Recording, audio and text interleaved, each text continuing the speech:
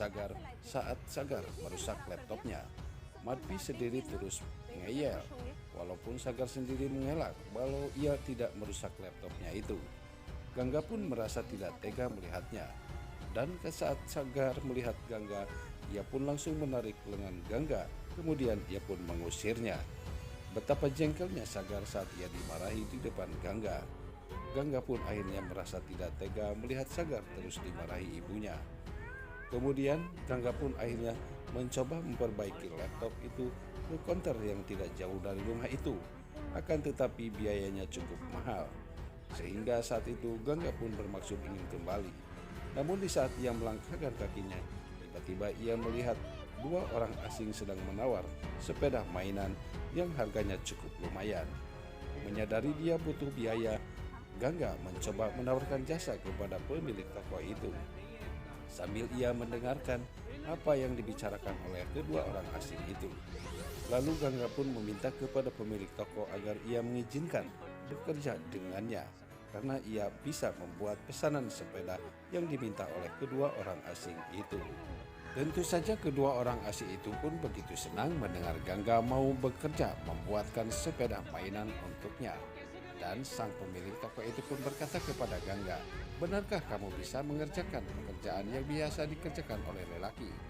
Mengingat Gangga sendiri pernah bekerja dulu bersama ayahnya, bayangan itu pun teringat kembali di saat Gangga hendak memulai pekerjaannya, yaitu ingin membuat sepeda mainan untuk kedua orang asing itu.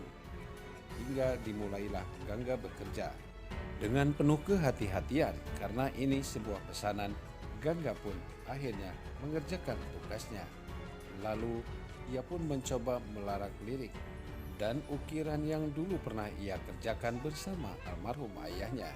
Sehingga di saat sang pemilik toko itu bertanya kepada Gangga, "Apapun aku bisa mengerjakannya asalkan aku dapat keuntungan." Namun sebelum pekerjaannya ia lanjutkan, ia pun pamit kepada sang pemilik toko karena ia harus pulang sebentar ke rumahnya. Mengingat saat ini pasti Madpi mencari dirinya. Apalagi saat itu Madpi sendiri hendak pergi ke rumah sakit melihat saudaranya yang saat ini berada di sana.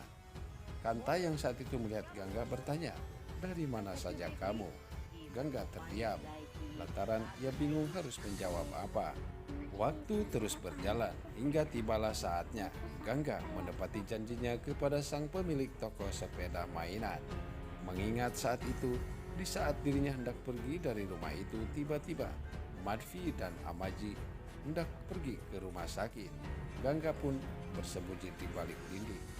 Kemudian setelah ia memastikan bahwa Madpi dan Amaji sudah pergi meninggalkan rumah, Gangga pun mengambil selendang dengan maksud ia ingin keluar dari lantai 2 menggunakan tali selendang yang seperti dulu pernah ia lakukan.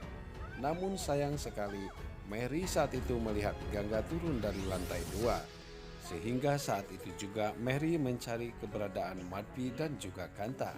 Kemudian ia pun memberitahukan mereka bahwa Gangga pergi dari rumah menggunakan seutas tali yang dulu pernah ia lakukan.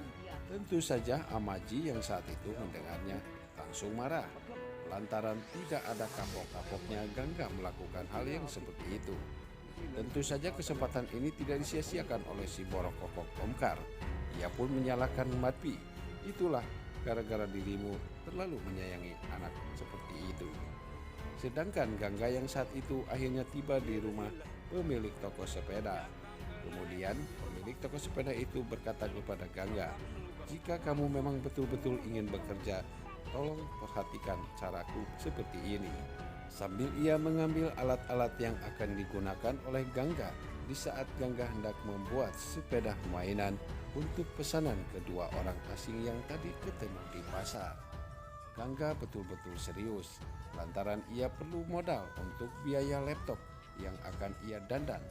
Apalagi saat ia mengingat Sagar dimarahi habis-habisan oleh Madpi, membuat Gangga mau bekerja apapun juga. Yang penting ia mendapatkan hasil. Dengan cara seperti inilah Gangga bisa menebus dan membayar laptop yang akan didandan. Sementara itu di rumah Niranjan, nampak Omkar bertanya kepada